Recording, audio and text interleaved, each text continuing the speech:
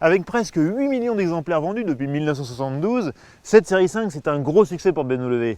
Alors cette 7ème génération, côté style, c'est pas une révolution. En revanche, côté technologique, elle met le paquet avec beaucoup d'assistants et des systèmes de conduite semi-autonomes. Alors tout ça, quelle place ça laisse au plaisir de conduire traditionnel de BMW? Eh bien c'est ce qu'on va voir. La série 5 a toujours occupé une place un peu à part sur le segment des grandes berlines. Confortable et luxueuse, mais rarement ennuyeuse à conduire, la 5 devenait même volcanique dans ses versions M. Un héritage pas évident à gérer pour cette 7ème génération qui a préféré jouer la sécurité côté look.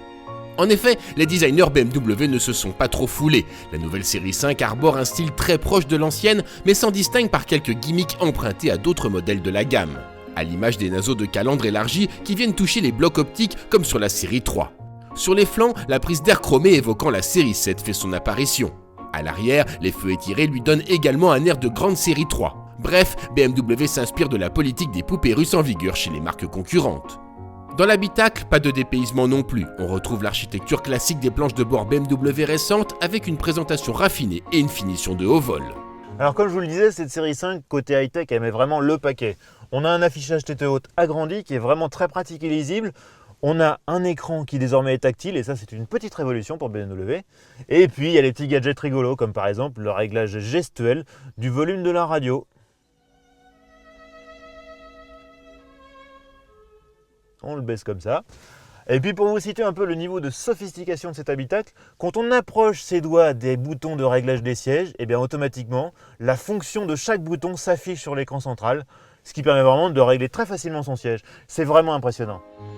Quant à l'habitabilité, elle est dans la bonne moyenne, y compris aux places arrière, ce qui n'a pas toujours été le cas sur les séries 5 précédentes. Il faut dire que cette génération a légèrement grandi par rapport à l'ancienne version. Et comme cela pouvait poser problème pour se garer, BMW a trouvé une solution.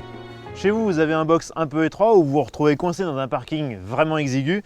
Alors, vous avez la display key qui vous permet de démarrer votre voiture à distance sans même être installé à bord et de la sortir de son emplacement de stationnement. C'est vraiment très impressionnant. Je démarre le moteur, je suis à l'extérieur, il n'y a personne dedans. Et ensuite, j'utilise cet écran tactile pour la faire aller en marche arrière. C'est magique. Elle détecte automatiquement les obstacles. Donc comme ça, vous êtes sûr de ne pas abîmer la carrosserie. Et voilà, il n'y a plus qu'à. Et donc oui, la nouvelle série 5 saura conduire à votre place dans les embouteillages sur autoroute, et à condition de garder une main sur le volant conformément à la législation actuelle. Mais que devient le pilote qui sommeille en nous? Eh bien rassurez-vous, le plaisir de conduire, il est entre de bonnes mains. Parce que cette série 5, certes elle est bourrée d'électronique, mais ça reste une vraie BM. À conduire, c'est toujours un bonheur. On a un train avant hyper incisif, un roulis parfaitement maîtrisé, un équilibre remarquable. Bref, on passe très fort en virage, on est loin de s'ennuyer au volant, et en plus, le confort est impérial. Franchement, que demander de plus? La série 5 n'est pas qu'une bonne autoroutière. Allégée de 100 kg par rapport à la génération précédente, elle peut recevoir amortissement piloté, barre anti-roulis active ou encore roue arrière directrice.